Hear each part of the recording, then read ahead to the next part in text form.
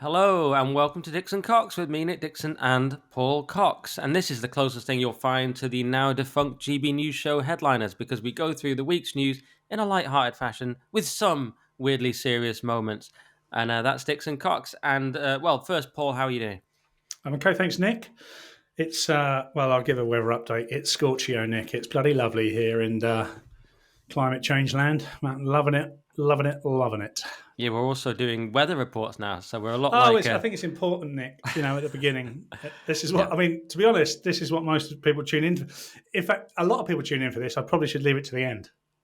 yeah. You're right. Tease them with that weather. Yeah, it's 27 degrees. It's hot, definitely. Can confirm. Apparently, it's going up to 28 later. That's bad. Let's 30 compare it with a tomorrow. warm country.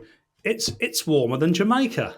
Yeah, and I've got a cold, which is classic Nick Dixon contrarianism. I'm just getting over it, but it's if you hear anything, that's if you think my voice is gross, that's what it is. I haven't got my usual. Someone said dulcet tones. I was like, really?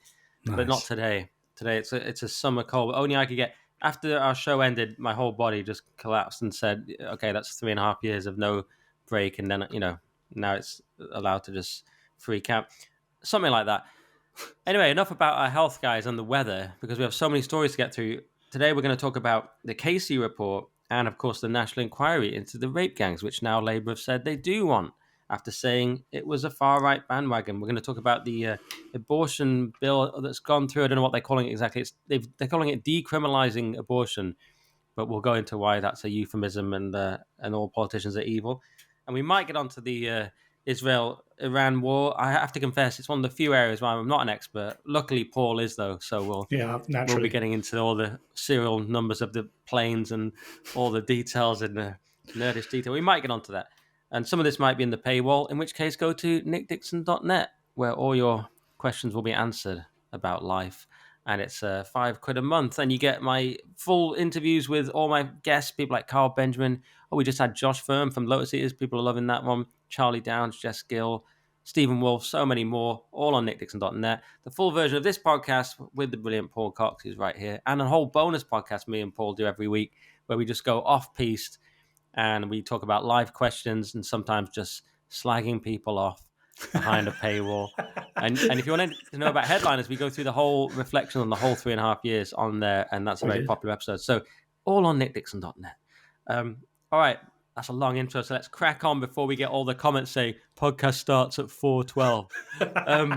So this it's quite the U-turn, Paul, on the old grooming gang, aka rape gang inquiry. Star was like, "Don't really jump on the far right bandwagon." And minutes later, I'm jumping on the far right bandwagon. I've jumped on. I'm loving it. He's I call it temporal gaslighting, which might be a too fancy a term, but simply that we get this thing where you're not allowed to say something like the COVID lab leak. That's a conspiracy theory. Or Southport's far right, concerns about immigration are far right. The next day, it's an island of strangers. Far right bandwagon. The next day, full inquiry. And the way Starmer got around it, of course, in his robotic, human rights based, legalistic nature, was to say, well, there's been a report. It's like, yeah, you commissioned a report. There's been a report, and I'm going to go with the recommendations of that report. It's like, you're deciding all this. You're the prime minister. It's just you. Like, you're commissioning these reports. It's like I just go along with the reports. So now this Casey report, it has got a lot of good stuff in there. Some of the key things were Just looking at it now. only two thirds of data was uncollected regarding ethnicity of the perpetrator. So that was a big problem. And only in 3 local police force areas did they have enough to go on to say, okay, we can probably make an assumption that Pakistani Muslims are overrepresented, probably based on this, but they need to look into it further because although that's basically, colloquially known, they didn't collect the data. There was one shocking example or shocking not in the sense of surprising, but in the sense of appalling, where they literally Tipexed out the word Pakistani. So that's where we are now. And I want to go on to talk about Casey doing the interview rounds and how her interviews don't quite match her report. But first, we'll go to Paul for your take, Paul, on this. I'm not getting any less angry. We started talking about this months ago, having read some of the transcripts from the court. By the way, let's not forget the victims in this. And that really boiled my piss. And ever since then, I don't think my piss has gone off boil. If you look up cognitive dissonance, on Google now, it's just a picture of Keir Starmer. It's now, I mean, he is literally the embodiment of cognitive dissonance. He is holding two thoroughly different views all at once, all at the same time, depending on which way the political winds are blowing. And it is excruciating to watch because there are people lapping this shit up. And the worst thing for me is that this national inquiry is in danger of becoming a national inquiry in name only. It's in danger of just becoming a perpetuation of the cover up and will get nowhere. You can already see there's a lot of twitching on those Labour benches. But one thing I would add, one thing that makes me just as annoyed is there should be just as much twitching on the Conservative benches as well, and the Lib Dem benches, and anyone almost in there, with perhaps the exception of Reform, because this didn't happen yesterday or during Labour's government. This has been happening for years and years and years. A systematic raping of disenfranchised white girls at the hands of Pakistani men across the country, protected by the protected characteristics of those Pakistani men, by the way. So just very quickly, a collective failure to address questions about the ethnicity of the gangs. One headline straight away from the Casey report. Disproportionately of group-based child sexual exploitation offending by men of Asian ethnicity. We'll get to the Asian bit in a minute. That's obviously very frustrating for many, including myself. Reluctance of local areas to face up to the facts that they didn't treat victims well enough. Like somebody went in and had an ingrowing toenail problem and they did it a little bit harshly. This is the systematic rape of imported rapists, by imported rapists, of disenfranchised poor white girls in communities where they had been forgotten. And by the way, are idealistically ideal for these particular men and their particular type of the Muslim religion to attack. We've imported this. We're even building a fucking airport to import these people in as in Pakistan as we talk. And I can't talk about this without becoming emotive. It gets me really, really, really annoyed. The thing that is a chink of light at the end of a very long tunnel at the moment is this Casey report essentially all but exonerates people like you and I and people have fought a fight much harder than you and I to point out that it is the ethnicity of these Pakistani men that has protected them, and they have been protected by the progressive performative left throughout, by which we can lay the blame squarely with people like Keir Starmer. Keir Starmer, Angela Rayner today, I know you watch PMQs and I've only seen clips, but Angela Rayner today refusing to apologise on behalf of Keir Starmer, pointing out the things that he'd done previous to even being in politics, quoting from 2012, etc. Well, Angela, he did fuck all, because since 2012 there have been hundreds, thousands of rapes of white girls by Pakistani grooming gang members. So nothing was fixed. There hasn't been a single politician that has solved this problem. And whilst I welcome a national inquiry, I only welcome it if all the people aforementioned are not involved whatsoever. If this ends up becoming another political cover-up, then fuck me. I don't know what to say, Nick. Sorry, mate. No, I understand your anger. We're all incredibly angry about it. So yes, they say ethnicity of perpetrators. We found that the ethnicity of perpetrators shied away from and is still not recorded for 2/3 of perpetrators. So we're unable to provide any accurate assessment from the nationally collected data. So this is why they've said. She says more needs to be done on this. Despite the lack of a full picture in the national data sets, there is enough evidence available in local police data in 3 police force areas, which we examined, which show disproportionate numbers of men from Asian ethnic backgrounds among suspects for group-based child sexual exploitation, as well as in the significant number of perpetrators of Asian ethnically identified in local reviews and high profile. Anyway, it goes on.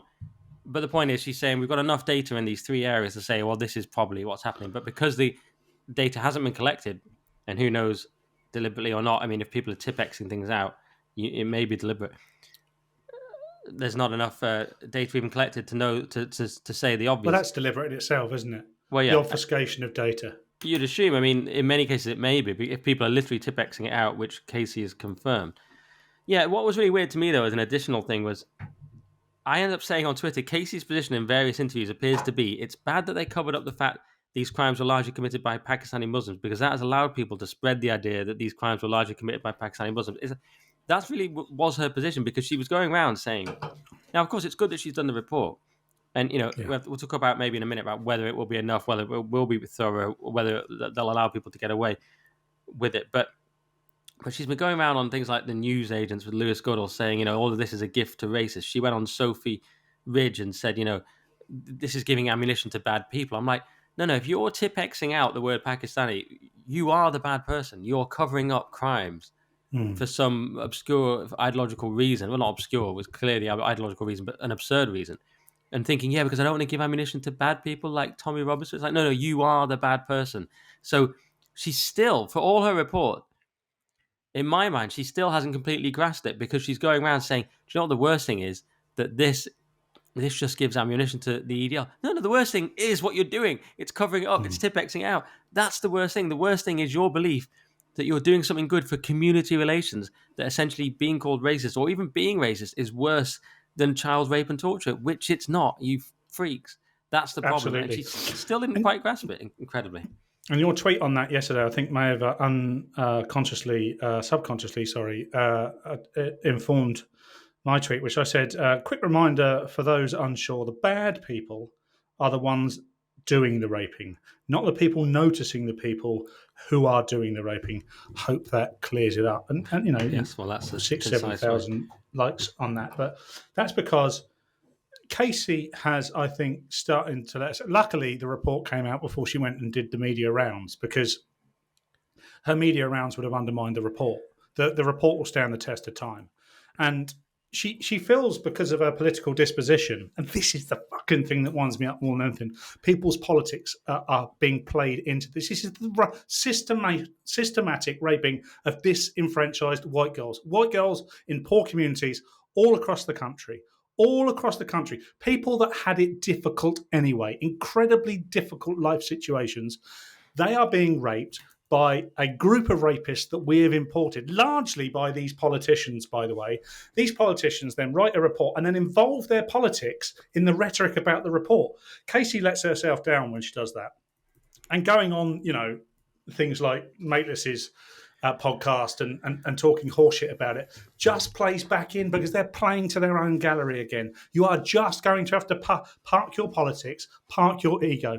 And for every person that comes at me and Nick and anyone else who believes the things that we believe on X and still screams racist at us, we do not give a fuck. We do not give a fuck. Call us racist. There's nothing that doesn't harm anyone anymore. A racist is just a word that means you're saying something I don't like. That is all that means anymore.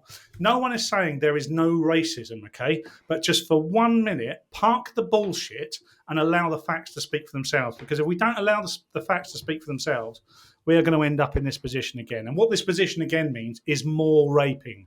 The raping doesn't stop. Now, and people can bring in, there's statistically more white men who rape young girls than Pakistani men. I'm sure there is. In fact, it would be incredible if it wasn't, given the demographic of the wider UK population. But disproportionately, it is these ethnically Asian, and I'm sorry, guys, that's what it says in the reports. That's the words I'm using. These Pakistani men disproportionately are committing these crimes. And one of the reasons they are is that they're not being stopped because people are scared. So if it just takes people like you and me and all the bit, Alison Pearson to me is an absolute hero of journalism. I can't think of any other journalist who's doing the work that Alison Pearson is doing now. There probably is. Put them in the comments, Nick. But Alison's someone I hold in very high regard. And I should imagine everyone on here knows exactly who Alison Pearson is. But if you don't, then please do go and have a look. She's an actual journalist doing journalism. And what we're going to see now is some about turns, some big U-turns, some big 180s from not so good journalists who only months ago would have told you that you were a racist for even saying the things, slightly indicating the things that have come out in the Casey report. Will now be saying, oh, yes, it is terrible, isn't it? And we should have done more. No. You should have done more. You are the voice for the public. You should have done more. You're scared of your own reputation. You're scared of your own 80 grand a year journalist salary. And for what? For the lives of white girls. fucking idiots. Honestly, it just drives me mad. And a few tweets from me and you with a collective 20,000 likes. We're shouting into an echo chamber, unfortunately. That chamber's getting bigger and bigger now. But it is the journalists, it's the politicians, it's the councillors, it's the local authority people, it's the NHS, it's whoever's involved with these girls that need to stand up. Who gives a fuck what the colour of the skin is? If we've imported it and they all look the same, let's stop it. Yeah, I mean, and like you say, the Asian thing doesn't work because that it's not Japanese people, so it needs to be named specifically. Exactly. And but what really fascinates me, and in things like Rotherham, Pakistanis were just overrepresented, massive numbers in Operation Stovewood. So it's all there. So you have to call it what it is, otherwise chaos unfolds. Because the truth is good in and of itself. And this is what they don't seem to quite grasp. Even Casey still, in this bizarre thing where she went around all these podcasts, as you say, the news agents. I said what they fundamentally can't handle is that reality doesn't match their worldview. You can't exploit the truth. So one word she used was exploit. It is what it is. People make their judgments accordingly, and these judgments may not be in line with the values of the totally disgraced progressive elite. That's where it gets really broke my mind. That's why I wrote that tweet about.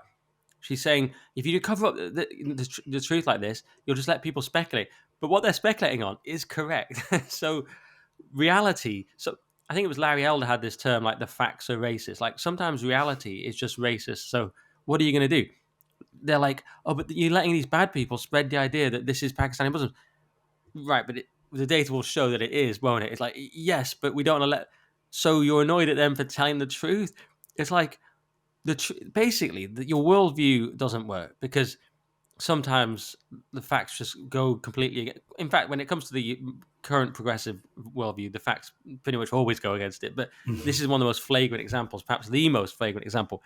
And I maintain that this will be a sea change in the consciousness of people, where you see people grasp that the prevailing ideology has led us down this path to where we ended up Tipexing out the word Pakistani and blaming children and saying they were drunk and saying, well, it's their fault. And it's so incredibly sick. But the thinking led us down this route that racism is the ultimate sin. And even the threat of being called racist is the original sin. That has led us down this path. And this is the final logic of that ideology. Children raped and tortured. We've said this before, but children raped and tortured en masse because that's considered less bad than even the threat of being thought to have a whiff of racism anyway. And this is the end of that ideology. To me, it may take a while, but people are done with it, and people are done with the two main parties. So when we saw Kemi Badenoch put in a decent performance, but shouting at Yvette Cooper, you just thought, yeah, you're both right. You have both failed. They're going, what about you? You did nothing. Yeah, well, you did nothing. Well, you're both right because the Union Party is done. And not that Reform have covered themselves in glory either, because they haven't really been around on this issue. Do you really feel like Reform have grasped this issue and made it theirs? Because I don't. I don't know where they've been. I think they said they'd do their own inquiry, then that disappeared. Rupert Lowe actually did do his own inquiry, so he's come out a lot better.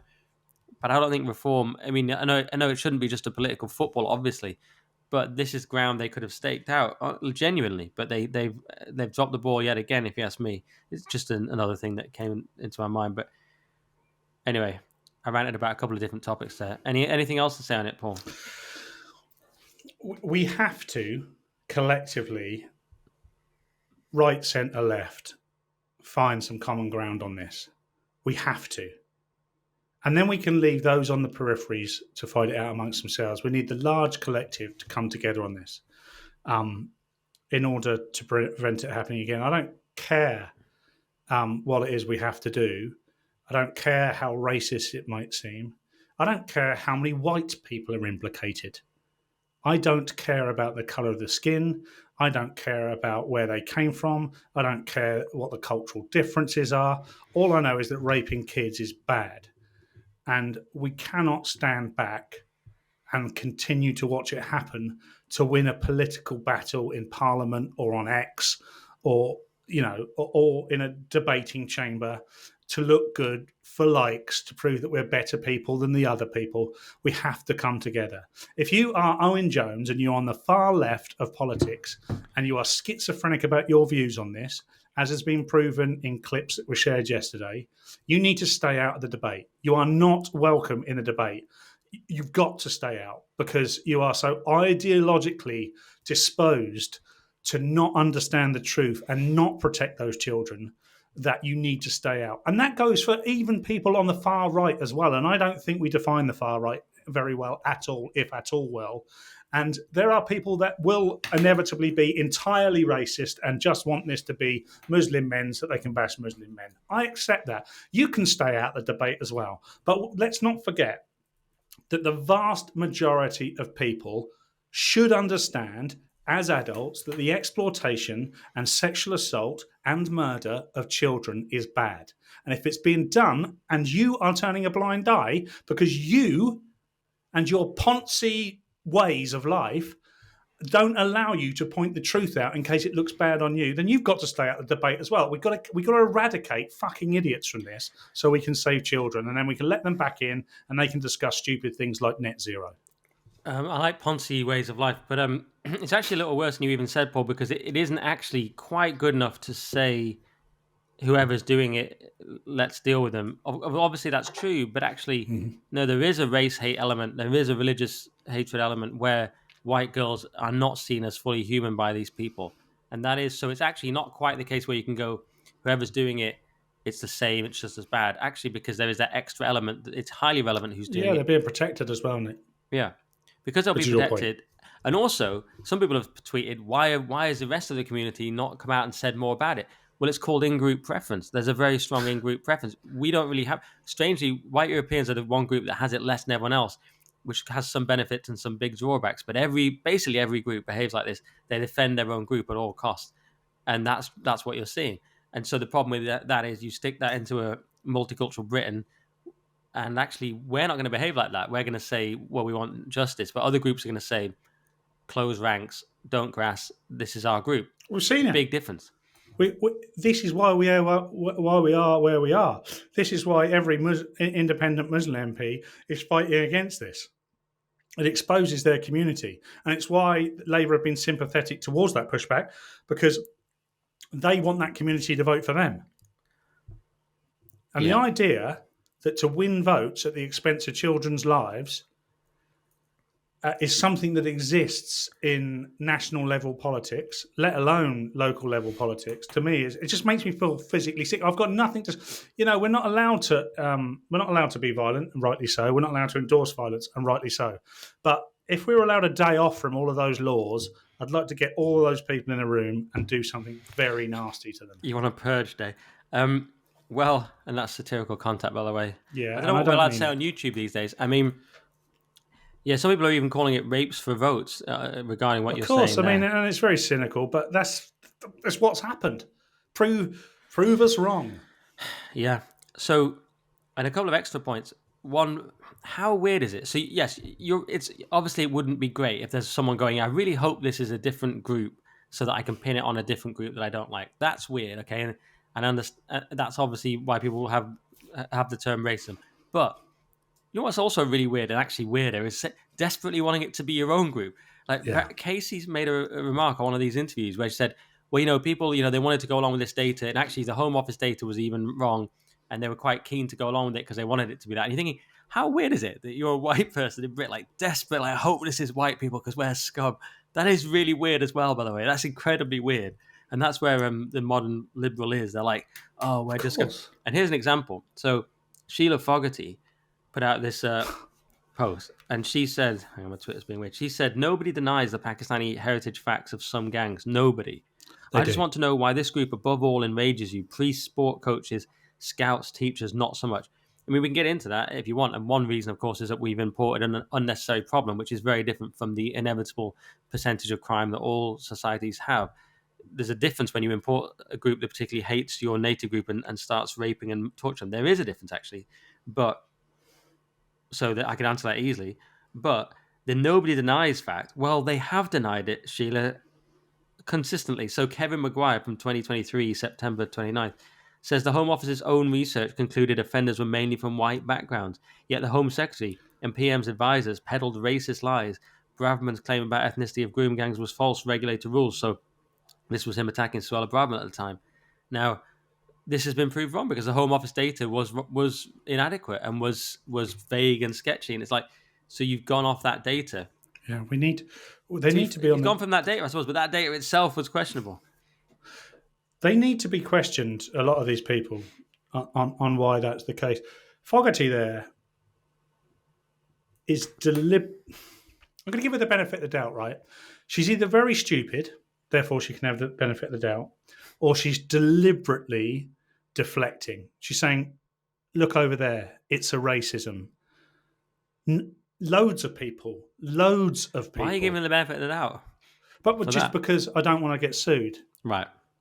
Okay, so that's why I'm giving the benefit of the doubt, because I can't 100% say with 1,000% clarity that she is trying desperately to deflect because she in some way wants to protect herself. But that's how it comes across. So she's saying, look over there, it's a racism because nobody said anything about the other things. Well, first of all, so many people denied it had anything to do with the religious backgrounds, the ethnic, cultural backgrounds of the perpetrators. So many people. In fact, nearly everybody who had a seat at the mainstream media table. Okay, Yeah, wasn't Emily Maitlis effectively doing it just the other day with Rupert Lowe? just the other day, and just racist. Who cares anymore? We should have a campaign in 2025 just to remove the word racist and racism from the dictionary for 1 year. Can't be used anymore, means nothing. What are you talking about? We don't understand what it means. Same as saying flobble gobble. Doesn't mean anything, okay? So we get rid of it and then watch the debates crumble. There'll be nothing.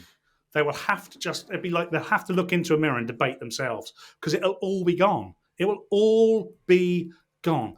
Priests and people in power that have raped children in the past, burn them in hell as well. That's not the point. That's not the point. You could argue to some degree that priests in the Catholic Church were protected in a similar way to the way that these Islamist gangs are being protected, okay? They're being protected by a particular community for their own benefit. I can see that, okay? But you cannot conflate the two. That is not what's going on here. Right now, the debate that we should not deflect from is that these people with protected characteristics, because we have had it drummed into us that multiculturalism is our strength, and the reason that these people have not been convicted and been able to continue to perpetrate these crimes is because of those very people and that type of tweet. It's as simple as that. That's what people are up in arms about. What we need now, like I say, is a collective shut the fuck up and accept that your desperate need for everybody else to be racist so you can win a debate and look better than anybody else is why these girls have been raped to some degree. Okay? Because it's these men that are raping the girls and these girls are the victims, and we need to keep reminding ourselves of this. There are dead girls. There are families out there that have lost their children. There are young girls that are now women that will never be the same ever again. And it's people like Fogarty and anyone else who wanted to deflect from it that are partly responsible because they were too scared.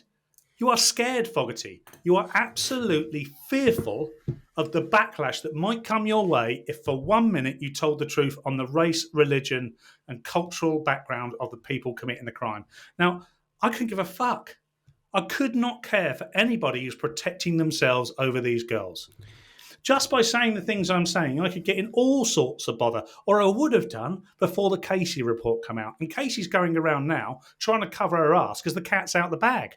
And she's trying to cover her ass amongst the North London liberal elite to make sure that, I'm still on your side, don't worry about it, I didn't mean to do what I did. She can fuck off and all. Well, I just think it's how she feels. It's good that she's done the report, but she is who she is. She still believes in the ideology. She wants to get the truth finally, which is good, but she still can't help but say you give ammunition to bad people and all these bizarre tropes. It's like Awful. by telling the truth, it's like that doesn't really stack up anymore.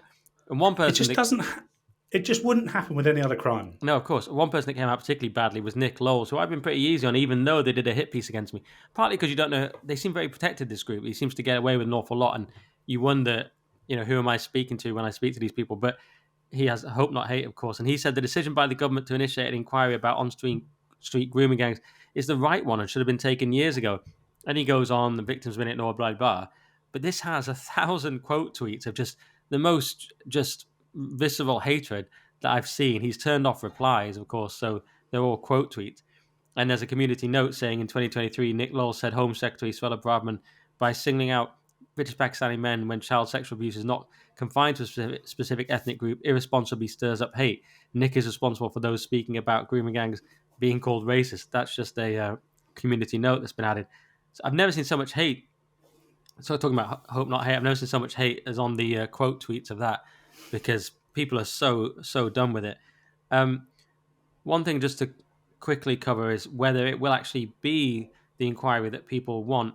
And Dominic Cummings has been posting about this and suggesting that it's not going to investigate all the necessary people like police, social workers, etc. He says important to register on the gangs. The government is refusing to authorize investigation of police, social workers, etc. who worked with the gangs. They're stopping the inquiry looking at the Whitehall cover-ups. There's obviously no justification for this other than continuing the cover-ups to maintain the old regime, but in doing this, they're burying the credibility of the old regime, not saving it. But then he has retweeted Charlie Peters saying Andy Burnham has said that Whitehall must be in the grooming gangs inquiry. Decisions were taken there which I think need examination. There will have been people working there that also will need to answer questions. He says SW1 must be fully included in the probe. So, yeah, is there an attempt still to not include Whitehall? And, Slippery Starmer, he's out there in Canada at the G7, and Beth Rigby's asking him, why did you call this? Beth Rigby in a weirdly blunt sort of, so why did you call this far right bandwagon when it wasn't, was it? Do you regret saying that? And he's like, well, look, I think blah, blah, blah. And she's like, yeah, I already said that. I said you didn't say it was. And she just says, so did you say you regret saying it? And she kept saying it in different ways. But he wouldn't say. He just claimed he meant like politicians jumping on the bandwagon, like right wing politicians. He meant the Elon Musk thing. But he's been completely absent. I guess it's convenient for him to have the G7, which means that we've had Yvette Cooper in the House, and today, as we record, Ange going in there saying you did nothing when in office. So Big Ange has taken it on against Chris Philp today, and yesterday Cooper and Kemi, or the other day. So Starmer's got away with that. He's just hiding in Canada. Yeah, and if you believe some newspapers, he's having a whale of a time in the G7. He's winning the G7. Yes, he's juggling the egos, the Guardian said. Straight home to call a Cobra meeting as well, because he's the picking big up cheese Trump's now. papers, which actually he got flack for that. It's one of the better things he's done. Trump's older, he drops papers. It's a polite thing. You pick up the papers. I wouldn't hold that against him. As much as I dislike him for his politics and his character. Someone said it was showed the relationship between Britain and America. But I was thinking, well, that's been the relationship since if someone who said it, I thought, although you're the kind of person who liked Churchill, I can't remember who it is, but Churchill made sure that was a relationship with America. We've had that relationship since the post-war era. We've been the one bending over for America. There's no two ways about it. Look at the Suez. Everyone knows this. So it's hardly going to change it that Starmer's picking up some papers. Oh, no. And by the way, the Casey report is, and the subsequent national inquiry are just chucking red meat at the beasts. And we're part of that group of beasts. So saying things like, "Oh, we didn't consider the Asian ethnicity enough, and there were misgivings, and there were things covered up," it's just red meat to distract. Do not get suckered in by this, by the way. Just because we're starting to read and hear things that we have known to be true for a long time, let's not be patting ourselves on the back. Let's not get carried away with the fact that all of a sudden the truth's going to come out. Not at all. It's a distraction technique. It's red meat to us. Oh, gobble, gobble, gobble, and then just crack on with a whole load of bullshit, and the raping continues. No, not at all. This is like 0.1% of the 100% that needs to be done. And the Casey report will just, flutter into the wind a bit like Trump's papers if nothing real comes of it. And Dominic Cummings is right. He's 100% right on this. It needs to turn in on itself. You can't have the very people that are accused of being of covering this up being the ones that investigate the cover-up, which is essentially all I'm seeing that's going to happen at the moment. And that's why I say this is red meat. This is just stuff for us to chew on to distract us. And it's felt good this week, and it's enabled us to write tweets that go, "Hey, we've been telling you this, and we're not proud of this. It's just the truth, and you all need to hear it, and you need to start admitting it, and you need to get rid of this fucking racism nonsense." But that's just a couple of days, okay? The real work still needs to be done. And unless there's a proper national inquiry, unless, people like Keir Starmer are questioned under oath for the things that they've done, chief Chief police officers questioned under oath. Politicians, councillors questioned under oath. And with the threat of serious legal action if they are found to be guilty in some way. Unless those things happen, this won't change, because everybody will go into office thinking to themselves, it's okay because the bullshit that is Whitehall will protect my ass. Sure, I'll get into a bit of trouble. I may even lose my seat in Parliament, but I won't lose my place on that executive board. I won't not be the chief executive of XY corporation. I won't be able to make millions of pounds for me and my family because of the connections that I've made. No, you should go to prison. You've facilitated rape. And that goes right the way to the top. I don't see any other solution to this than full legal action. Yeah. And Chris Philp listed the things that the victims want, and they included things like that and deportations for criminals. I mean, they want the fullest possible national inquiry with the fullest powers, of course. And finally, they may get it. I mean, let's see. But you can't get rid of this. This is the biggest atrocity possibly in our history. Certainly one of them. It depends on how you see the world wars, if you see them as atrocities. But this is up there with any country in any time. And so it's not going away. It's only getting worse, and eventually maybe it'll come out. And when it does fully come out, to me, it ends this whole progressive elite, and we have to have something different because you don't have these crimes without the progressive elite. You simply don't have exactly. The whole ideology created this, which situation. Is why I worry when both you and I say things like it can't be ignored, because we both know deep down that it has been and it can continue to be. And that's I don't think it can anymore. I honestly hope not. Really, honestly, obviously, I hope not. But there are too many powerful people merged and involved into this saga. Well, that's true, probably. The whole of the political left, which is 80% of the Tory party, 100% of the Lib Dem party, 100% of the Labour Party. So that's 500 seats in Parliament. Every single one of those 500-seated politicians is behind fully the multiculturalism progressive movement that enabled these rapes to take place. I've not seen any bravery within Parliament to suggest that they're going to throw themselves on the sword for the good of these girls. Not at all. So I do worry that we'll never get to that point. No, that is the point. That it's yes, the progressive elite has to investigate itself, and the findings. It's almost impossible. Yeah, the findings would end their entire worldview. So that's the problem, clearly. Yeah, it would do, and it would need a resounding defeat. And there are people, and I'd concede that you didn't have to completely trash the whole of the progressive ideology in order to get justice here, but you're going to have to smash the living shit out of about 80 to 90% of it. Absolutely. So, all right. Do you want to move on to abortion? I mean, I'm afraid it's another very grim topic. Yeah, So, all right, this got sort of snuck through with 46 minutes of backbench debate, compared to, well, Grok estimated something like 700 hours that fox hunting had. I said 46 minutes to make killing babies legal. Good thing it wasn't something really bad like fox hunting. You see where I stand on it. So this is being called decriminalized abortion. So we have to be quite clear on this, because some people don't even know what this is about.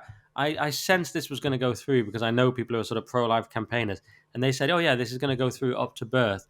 This was a few months ago, and I was like, what? And it's like, and then you realize, of course, with RMPs, it will go through. But this has really snuck up on some people who didn't realize. So for those who haven't got it, because I've had some tweets who don't get it, we already have abortion up to 24 weeks, which is in line with the Netherlands, which shows you on the face of it how mental it is, because Holland is mental. So across Europe, it's like half that on average, 12, 15 weeks. We are so extreme on this. If you look at scientifically a baby at 24 weeks, it's indefensible that it's that we haven't reduced the number of weeks already. But what this does is decriminalize it, so-called, which means a woman can kill the baby at any time up to birth and face no legal repercussions. That's what it means. And so there's, of course, framing it as reproductive justice. Nadia Whittam called it healthcare choice. Adrian Ramsey, regulated healthcare choice, I keep seeing as well.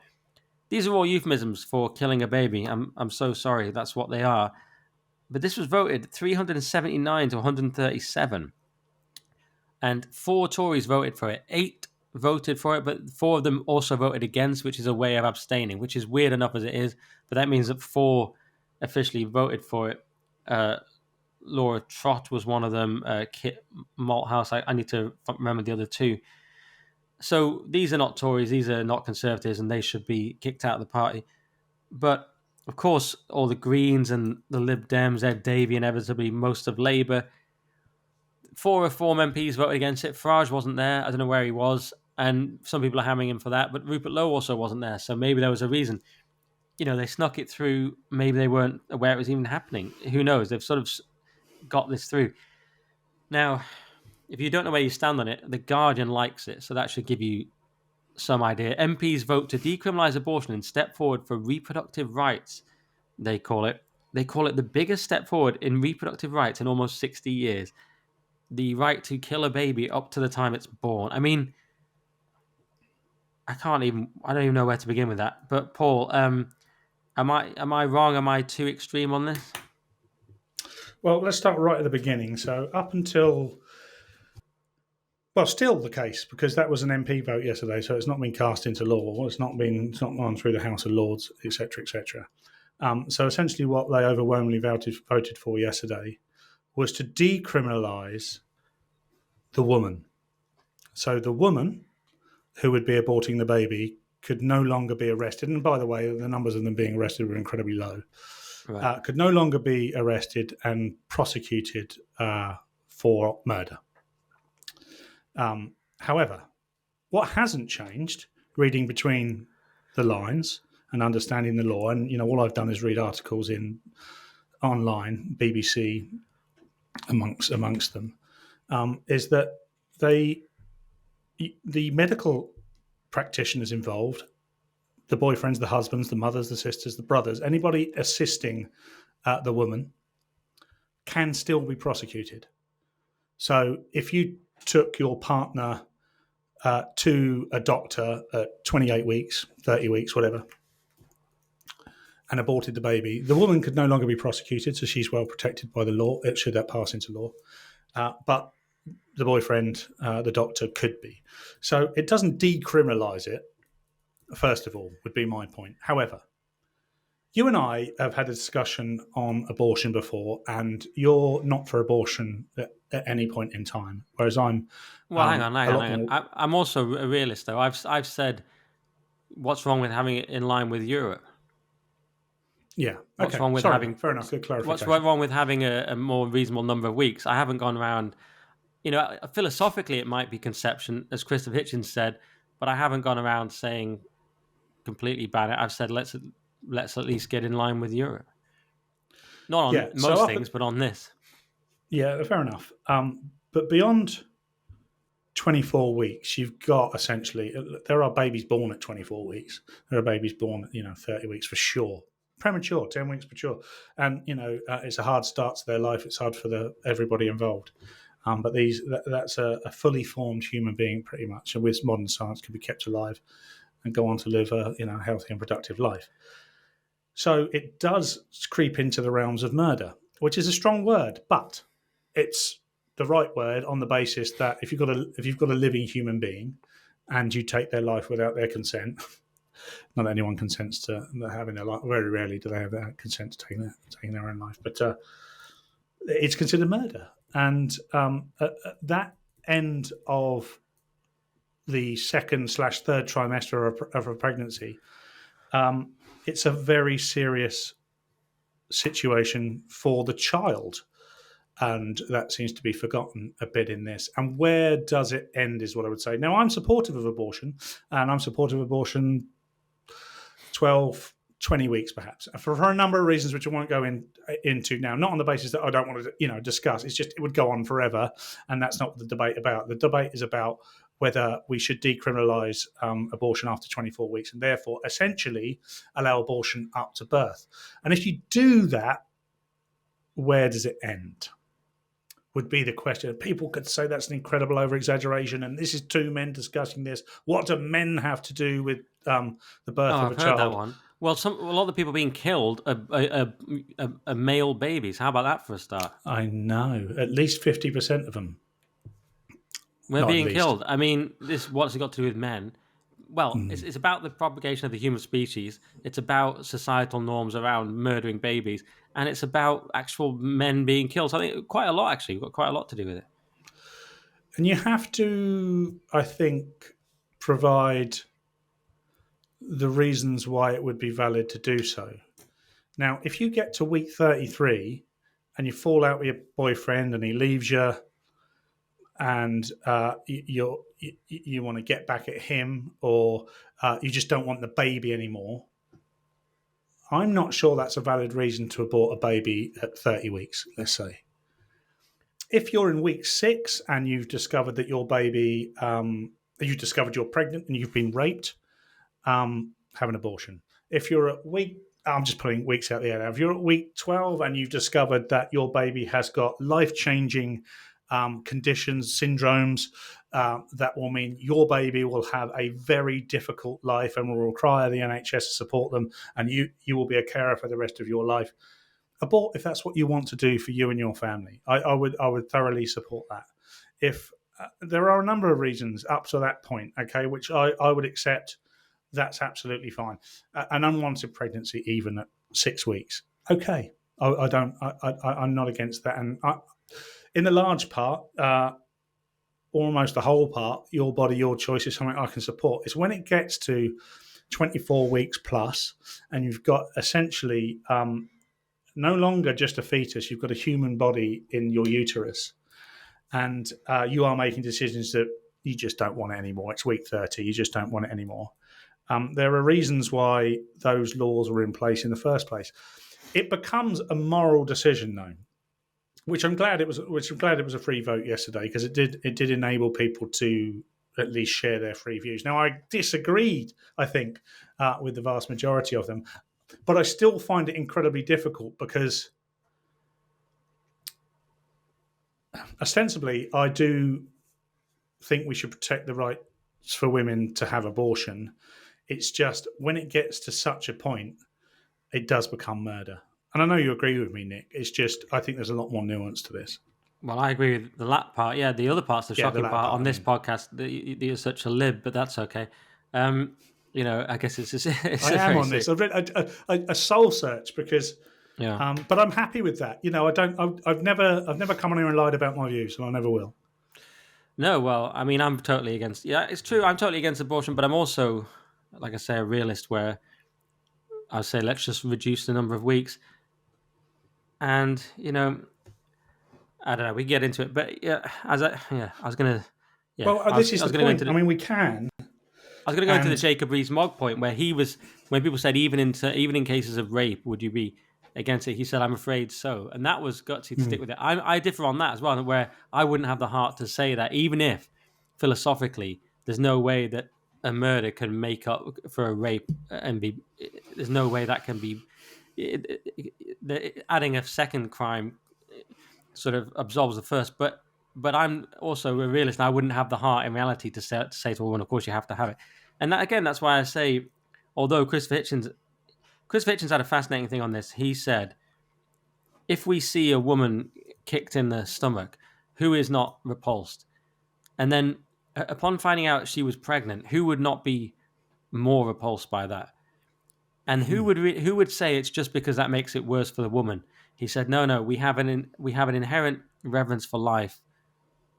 I'm paraphrasing slightly, but whether he definitely used the phrase reverence for life, and it's basically whether we like it or not, we know that's a life. So we pretend we don't, but we know it is actually a life. And a classic example of this is the rhetoric around miscarriages. So I'll just give you an interesting quote from this article in The Critic by Rhys Laverty, and this was very interesting. He was talking about this new law, but also the general situation we already have.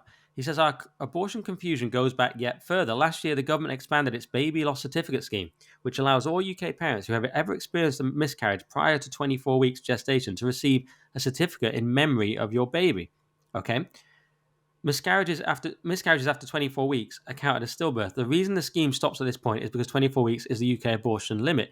Yet this, of course, means that the UK government could, on the same day, be sending out certificates to comfort one mother on her lost baby at 23 weeks, while simultaneously scheduling another mother to abort her fetus at the same point of gestation. This is an absurd situation. A government governs persons, and so it cannot be ambivalent about who is a person and who is not. It is either a lost baby or an aborted fetus. It cannot be both simultaneously. It's a kind of Schrodinger's baby, I would say. So that's another thing. We all know if you have a miscarriage, it's a tragic thing. And yet at the same time, we're prepared to say, oh, it's just a clump of cells. Well, it's not, is it? So stop lying, because we know it's not. So this is what bothers me, Paul. I just want some honesty about it. But even if I just want some honesty about it, it can never be right. But in a fallen world, I can understand why it's not 0 weeks, but it can't be 24 weeks. And it certainly can't be this now, which decriminalizes, as you say, it's very weeks. rare cases that the woman actually gets prosecuted. You can find these rare, barbaric sounding cases. But the problem is when you get rid of this, when you change this law, you've essentially said, yeah, it's fine to get rid of the baby up to birth. And we're going to get sex selective abortions, which people they're denying. But of course you will, when people are saying, and people come from different cultures who are less squeamish than us, and they'll say, right, I mean, it was the whole policy of China at one point. They'll say, look, this is the wrong sex. We're going to get rid of the baby. Why won't that happen? Well, of course it will. Anyway, and at the same time, we're allowing assisted dying, many have pointed out. It's a kind of a death cult system that we have now. I mean, I don't want to get carried away, but I mean, I said we have a ruling class that covers up child rape and torture and makes it legal to kill babies. It's starting to feel like some long extinct barbaric culture or a satanic Los Angeles death cult. Can't help but suspect what replaces it will be a brutal puritanical correction. That was just me on the day going, where is the moral compass of our ruling class? But I was sort of tying it to the National Inquiry and the rape gangs. I'm like, these are some of our values. We cover up child rape and torture because it might be seen as racist, and we let women kill babies up to birth. I mean, go on, Paul. Yeah. I always try to make sure I'm not too vitriolic about any of on this particular subject, because whilst I think men should be involved in the discussion, I appreciate the optics. I don't. I think that's bollocks, because I just think that's bollocks because then it's identity politics. We can do identity politics, I suppose. Let's get into identity politics, but I don't want to either. But that's what it is, isn't it? That's what it is. It is. It's just not growing in my body, and because I mean, this is the other thing that just blows the gender fucking woo-woo business apart, anyway, doesn't it? Because there aren't any fucking, we exclude men from the debate quite often on this, and then at some point we're supposed to agree that men can give birth as well. So obviously it just undermines that whole argument. But no, it's the most asinine thing. I'm getting a lot of this from female friends who are pro-life advocates who have sort of given me all the facts. And just quickly on that, I don't want to interrupt, but that's just the most asinine. Oh, men talking about it. It's just the most asinine response. But we are in a situation where the whims of the woman is almost the whole of the law. I mean, as we see, it's a miscarriage if you feel bad about it.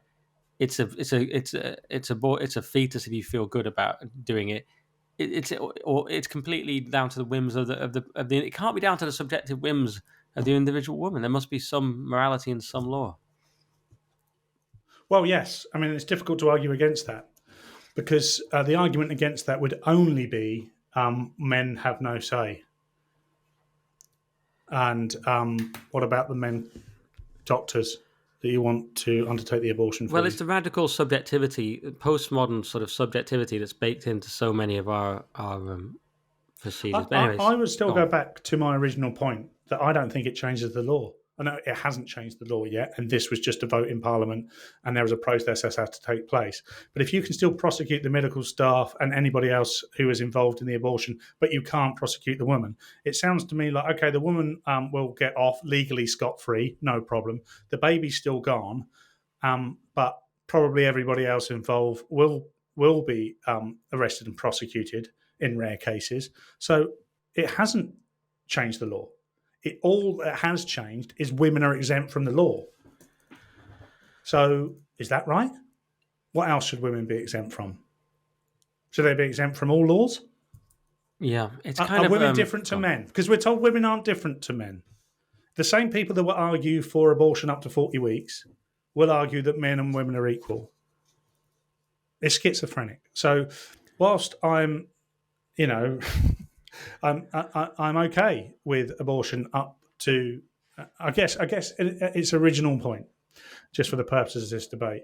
I find it very difficult beyond that. And then when you start looking at the minutiae of the debate, it's like, well, okay, where does this end? You know, are you allowed 18 months after the baby's born? If you don't like it, chuck it in the bin. What happens? Yeah, Where are men allowed in the debate? Who gets arrested? Who doesn't get arrested? Why are women exempt? It's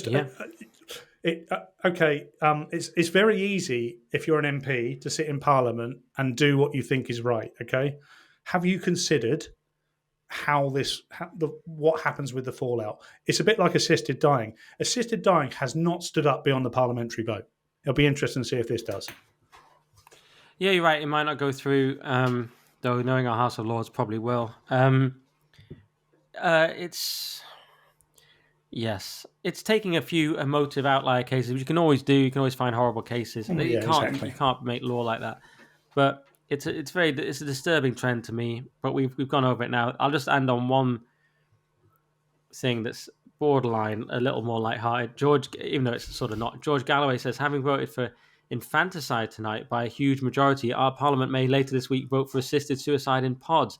This is today's Sodom and Gomorrah.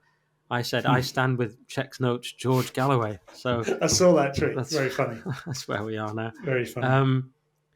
But craziness. at least the debate's being had.